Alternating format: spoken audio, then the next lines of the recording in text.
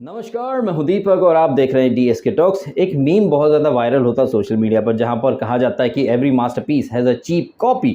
तो जैसे Taylor Washington का एक मीम बहुत ज़्यादा वायरल होता है, जहां पर वो चिल्ला रही हैं मुंह फाड़ फाड़ करके, सामने एक बिल्ली बैठी हुई है।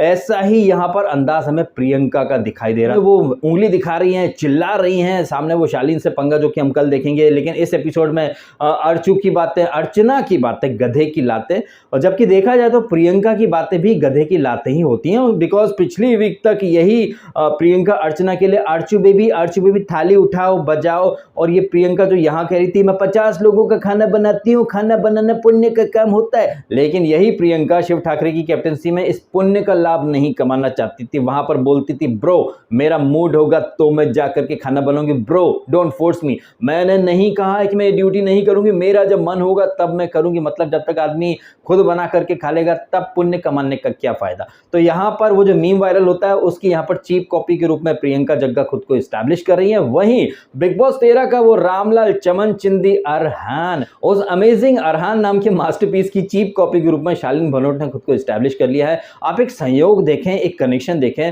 अरहान का भी बाहर एक बेटा, अरहान की भी एक्स वाइफ बाहर, लेकिन अंदर वो वहां पर रश्मि के साथ एक कपल खेल रहा था। ऐसे ही यहाँ पर शालीन भनोट का भी बाहर बेटा है, उनकी भी एक्स वाइफ है, लेकिन शो के अंदर वो टीना टीशा करके लव कपल खेल रहे हैं। कभी टीना रूठ जाती है, कभी शालीन रूठ जाता है। दोनों के दोनों स्पाइनलेस हैं, दोनों ही एक दूसरे के खिलाफ पीठ पीछे चुगलियां करते हैं, लेकिन सामने मैंने नहीं बोला। कितनी झूठी है ये टीना ने निम्रत को ही बोला था और एमसी स्टैन को बोला था कि जो शालीन हमारा नहीं हुआ वो इसका कैसे हो जाएगा। और इसके निम्रत के सामने तो टीना ने क्या क्या नहीं बोला था इसको, शालीन को। लेकिन मैंने कभी नहीं बोला, मैंने ये नहीं बोला, बुलाओ उसको। तो कितने तो ये दोगले हैं। लेकिन मेकर्स ऐसे फेक लोगों को कपल के रूप में प्रस्तुत कर रहे हैं। कपल से मुझे याद है कि कपल जब बिग बॉस ऑफिशियली बन ही चुका है, यहाँ पर टास्क तो होती है नहीं, माइंड गेम भी बहुत कम होते हैं। आपसी रिश्तों का जो मकड़ जाल है ना, उसको कहीं ना कहीं सुलझाने की कोशिश में बिग बॉस लगा रहता है। कोने कोने में कपल हैं, सौंदर्या कहिए, गौतम कहिए, प्रियंका कहिए, अंकित कहिए, टीना कहिए, शालीन कहिए।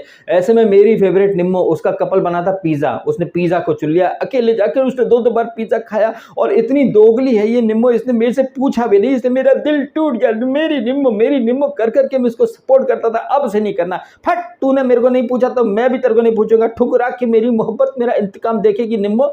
एंड ये दोगली निम्मो जिसने पहले ही खाना खा लिया था, वहां कन्फेशन रूम में दो बार ये पिज्जा पार्टी अटेंड करके आती है, पिज्जा खा करके आती है। और बिग बॉस ने इसको उस पूरी टास्क का मास्टरमाइंड डिक्लेयर कर दिया। वो जो प्रोमो कलर्स के ट्विटर हैंडल से शेयर किया गया, उस प्रोमो में ये जो दाल चावल अलग करने वाली जो टास्क थी ना, उसमें सिर्फ निम्मो को ही हाईलाइट किया है। मतलब बिग बॉस ये दिखाना चाहता था कि वो सीक्रेट टास्क सिर्फ निम्मो को दी गई थी। निम्मो तो बाहर खाना खा चुकी थी ना, जबकि गौतम ने और सौंदर्या ने नहीं खाया था, लेकिन बिग बॉस ने उन्हें नहीं बुलाया। और ये निम्मो जो कि ऑलरेडी बाहर खा चुकी थी, लेकिन यहाँ पर दो बार उसको ट्रीट मिल जाती, पार्टी मिल जाती है। यही नहीं, घर में हिंसा करने वाले, मिडिल फिंगर दिखाने वाले साजिद खान को, जो कि मारने की बातें कर रहा था, गौतम को इतनी गालियां दे रहा था, उसको तो यहाँ पर सजा देने के बजाय मजे ही मजे हो गए। पार्टी पर पार्टी, इतने ज्यादा उसने बड़े पाव खा लिए, बड़े पाव खा लिए कि जाकर के उल्टी कर रहा था। तो यहाँ एक चीज जो हमारे सामने निकल करके आई है, जिसके बारे में मैंने उस दिन भी कहा था जब ये गौतम को ऑफर दिया था सलमान ने, मैंने कहा था कि गौतम की जगह कोई और भी होता तो शायद वो भी ऑफर दोनों हाथों से लपक ही लेता। बिकॉज वहां पर हर कोई सेल्फिश है, वो सिर्फ अपना देखते हैं। अब इस साजिद खान को या फिर निम्मो को ही देख लीजिए, इतनी बड़ी बातें कर रहे थे, राशन छीन लिया, हम नहीं खाएंगे, इसके यहाँ से तो बिल्कुल नहीं खाएंगे, लेकिन कैसे दो बार जाकर के पिज्जा खा लिया। और कैसे बिग बॉस ने एक छोटा सा झुंझुना पकड़ा है, तो इनका जो स्टैंड, इनकी जो उसूल, परंपराएं, प्रतिष्ठाएं 2 सेकंड भी नहीं टिक पाई और दो बार जाकर के पिज्जा खा लिया। तो जैसे बिग बॉस ने और सलमान ने गौतम को ऑफर दिया था, उस चीज के लिए ये लोग बोल रहे थे कि लालची हो गया, सेल्फिश हो गया। आप लोग भी तो सेल्फिश हो गए थे ना, जस्ट बिकॉज कि गौतम को जो ऑफर दिया वो सबके सामने दिया, तो आप उसको सुनाने लग गए खरी खोटी। लेकिन आपको भी तो बंद कमरे के अंदर ऑफर दिया और आप उस ऑफर को ठुकरा नहीं पाए। इनफैक्ट दो बार जाकर के पिज्जा खाया है और बाहर आकर एक्टिंग कर रहे हैं कि हमने नहीं खाया। अब मेरी तो दिली ख्वाहिश ये कि सलमान खान ये पॉइंट वीकेंड पर हाईलाइट करें, सारे घर वालों को हिपोक्रेसी दिखाएं, निम्मो की, साजिद की, शिव की, स्टैन की, गौरी की, अब्दू की, जो कि भूख हड़ताल की बड़ी बातें कर रहे थे। इन्हें ऑफर दिया बिग बॉस ने, तो इन्होंने भी ऑफर स्वीकार कर लिया। और ये क्लिप अगर कन्फेशन रूम की सारे घर वालों को दिखाया जाए, फिर उनके क्या रिएक्शंस होंगे, गौतम के रिएक्शंस क्या होंगे, प्रियंका के, अर्चना के, अंकित के और शालीन वगैरह इन सब के क्या रिएक्शंस होंगे, ये देखने लायक चीज़ होगी। अगर ये लोग शो को इंटरेस्टिंग बनाना चाहेंगे तो ये चीज़ें दिखानी चाहिए, बाकी तो उनका शो है, उनकी मर्जी। खैर इस एपिसोड की अगर हम चर्चा करें तो ये एपिसोड स्टार्ट होता साजिद अब्दू शिव की मस्ती से। साजिद के वही घटिया टाइप के जोक्स होते हैं, शादी तो किसको डेट करेगा, तेरी वाइफ के साथ कोई है तो उसको मार देगा, और वो अब्दू की एक्टिंग, अब्दू यहाँ पर कितना मतलब क्रिंज हरकतें कर रहा था। Tina you are looking beautiful, take my number 5500, बाद में अंकित बोलता है टेक माय नंबर 100, हालांकि निम्मो बोलती है। तो आई थिंक मेकर्स ने कन्फेशन रूम में बुला करके अब्दू को बोल दिया होगा कि भाई तुम क्यूट ही दिख रहे हो, थोड़े से नोटी हो जाओ, थोड़ी गुस्सेल हो जाओ। तो यहाँ पर अब्दू एक स्क्रिप्ट के अकॉर्डिंग ही चल रहा था, आप माने या ना माने, लेकिन उसकी जो पर्सनैलिटी है ना, चूंकि एक ही साइड दिख रहा था, तो सलमान ने मेकर्स को बोला होगा कि भैया उसको एक मौका दो अपनी वर्सेटाइलिटी दिखाने का, नोटीपंती दिखाने का, मस्तीखोर अंदाज या फिर गुस्सेल अंदाज। तो अब्दू उस ट्रैक पर चल रहा है। इस चक्कर में कभी प्रियंका को नंबर दे रहा है, कभी निम्रत को नंबर दे रहा है, कभी टीना को ब्यूटीफुल ब्यूटीफुल बोल रहा है। तो ये सब मजाक पंती बकवास पंती चलती रहती है। वहीं अर्चना जो रहती है वो कुकड़ू को बजता रहता, सोती रहती है, वो बाहर नहीं आती है। ये वो अर्चना है जब इसको पनिशमेंट मिली थी तो बड़े नियम कायदे की वो डींगे हाँक रही थी। अब यहाँ गौतम के थ्रू में पता चलता है कि गौतम किसी बात से अपसेट था क्योंकि कटरीना के सामने शिव डांस कर रहा था सौंदर्य के साथ।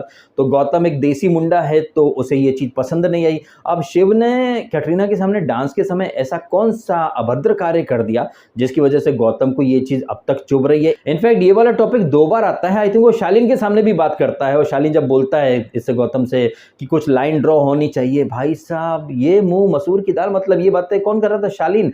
शिव ने, जहां तक हमने देखा, शिव ने कभी इसको सौंदर्य को कोई किस वगैरह नहीं किया है, लेकिन शालीन तो किस भी कर चुका है, तो फिर किस लाइन के ड्रॉ करने की बात हो रही थी। और ये गौतम भी मतलब उसके मुंह पर चुपचाप सुनता रहा, उसने पलट कर बोला ही नहीं, भाई तू तो रहने ही दे, तूने तो जाकर के किस वगैरह कर लिया था और इतना चिढ़ाया था तो तू तो बात ही मत कर। तो ये जो so called TV actor actresses जो कि सोशल मीडिया पर या पब्लिक प्लेटफॉर्म पर बड़ी बड़ी बातें करते हैं, बहुत बड़ा दिल दिखाने की बात करते हैं, लेकिन हकीकत में ये लोग कितने छोटे दिमाग के या छोटे दिल के ये लोग हैं। शालीन कहिए, टीना कहिए, सौंदर्या कहिए, निम्मो खुद कहिए, वो बड़ी घनघोर लेवल की जहरीली नागिन है ये निम्मो। दोनों कश्तियों में सवारी कर रही है। निम्मो शिव के साथ भी बना करके रखना चाहती है और शिव का जो एंटी है यानी 36 का आंकड़ा जिससे शालीन निम्मो दोनों के साथ गलबैयां करती है, दोनों के साथ मस्ती करती है, दोनों कश्तियों में पैर रख करके चलना चाहती है निम्मो। और इस निम्मो के चक्कर में शिव का जो गेम है ना वो कहीं ना कहीं टूट सकता है, मेरा ऐसा मानना है, जिसकी शुरुआत हमने इस एपिसोड में देख भी ली, जहां पर ये जो शिव ने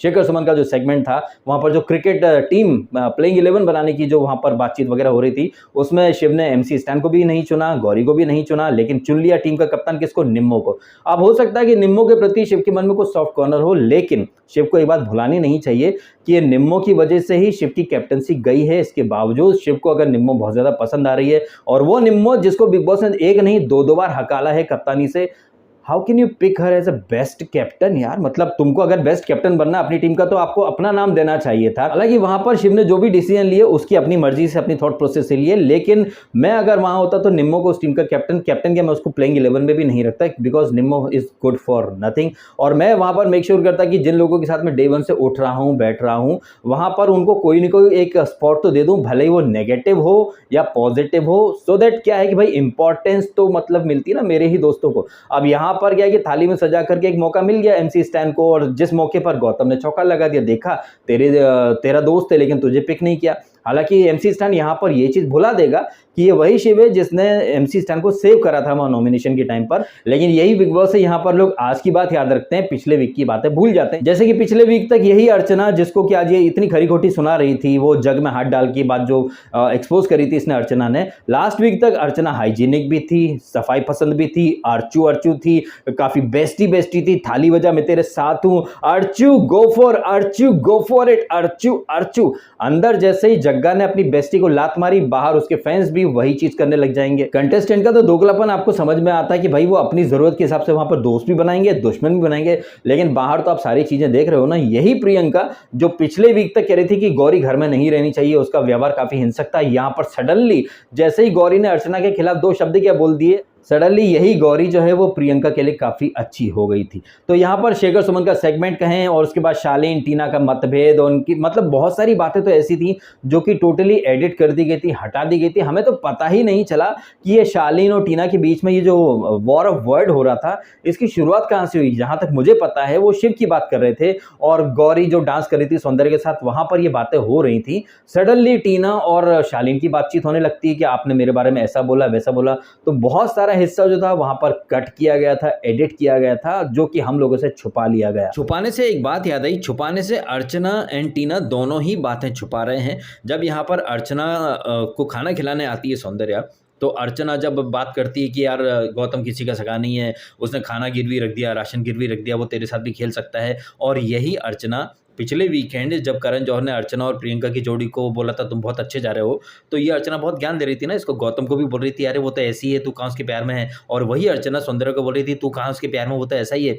अब यहाँ पर क्या है कि सामने गौतम था, तो ये मोहतरमा रज़ाई में मुंह छुपा करके दुबक करके सो गई ताकि मुंह ना दिखाना पड़े, सच छुप जाए। तो कैसे ये अर्चना भी घनघोर लेवल का दोगला गेम खेलती है। अच्छा, बाकी चीज़ें आगे बढ़ें इसके पहले भाई वीडियो को लाइक कर दीजिएगा, एंड कर दीजिएगा चैनल को सब्सक्राइब भी। मैं कई बार फ्लो में चीज़ें भूल जाता हूँ, तो प्लीज़ आप बगैर मेरे कहीं मेरी फीलिंग को समझ जाया करें और वीडियो को भर भर के लाइक कीजिए यार, ठीक है। चलिए आगे की बात करते हैं। तो यहाँ पर शेखर सुमन का जो सेगमेंट था, जहाँ पर एक चीज़ प्रियंका बोलती है कि अगर उसे लास्ट बॉल पे 6 मार के जिताने का मौका मिले तो वो अपने अलावा शिव का नाम लेगी, बिकॉज प्रियंका को शिव अपनी टक्कर का गेमर लगता है। अब ये बात यहाँ पर प्रियंका ने ऑनेस्टी के साथ बोली या फिर दिल को बहलाने के लिए या फिर शिव को खुश करने के लिए बोली, ये तो वही बेहतर जान सकती है। वैसे यहाँ पर शिव को जैसे यहाँ पर सेंटर ऑफ अट्रैक्शन बनाया गया, तो मैं समझ रहा हूँ कि जैसे पिछले वीकेंड शिव एंड स्टैन जो थे वो कैमरे पर बोल रहे थे कि बिग बॉस हमको भी प्रमोट कर दो, हमें भी प्रमोशन की ज़रूरत है। तो यहाँ पर बिग बॉस ने उस स्ट्रैटेजी के तहत शिव को सेंटर ऑफ अट्रैक्शन बना दिया, जिसने टीम का कप्तान बना दिया निम्मो को, विकेट कीपर बना दिया अर्चना को जो पीछे से किसी के भी गिल्लियाँ उड़ा सकती है। शिव ने अपनी टीम में आई थिंक ऑलराउंडर के तौर पर अब्दू को भी रख लिया, और साजिद खान जिसे खेल नहीं आता लेकिन ज्ञान बहुत देता है वो भी रख लिया, और शालीन को ऐसे प्लेयर के तौर पर पिक कर लिया जो भरोसे के लायक बिल्कुल नहीं है। वहीं गौतम एक ऐसे प्लेयर के तौर पर जो शायद किसी भी फर्म डिसीजन पर नहीं जा सकता। वहीं प्रियंका एक ऐसे फुटेज सीकिंग फील्डर के रूप में पिक की गई हैं जिनके पास बॉल आए ना आए लेकिन वो दूसरे की जगह जाकर के उसको हटाकर खुद फील्ड करेंगी। उन्हें बस दिखना है तो वो किसी की भी फील्डिंग में खुद घुस जाएंगी। अंकित एक ऐसे खिलाड़ी के रूप में जो बॉल वेस्ट कर रहा है, रन नहीं बना रहा है, और सुम्बुल एक ऐसी प्लेयर के रूप में जो है फिर भी नहीं है। और ऐसी सुम्बुल को ये शालीन और टीना बहुत पोटेंशियल वाली सुम्बुल बोलते हैं। सुम्बुल अपने मुंह से बोल रही थी कि अरे मैं बहुत ज़्यादा एक्टिव हूँ, इन्वॉल्व हूँ। अरे कहाँ इन्वॉल्व हो? अच्छा हाँ, आप शालीन के पीछे पीछे पानी पिलाने में इन्वॉल्व हो।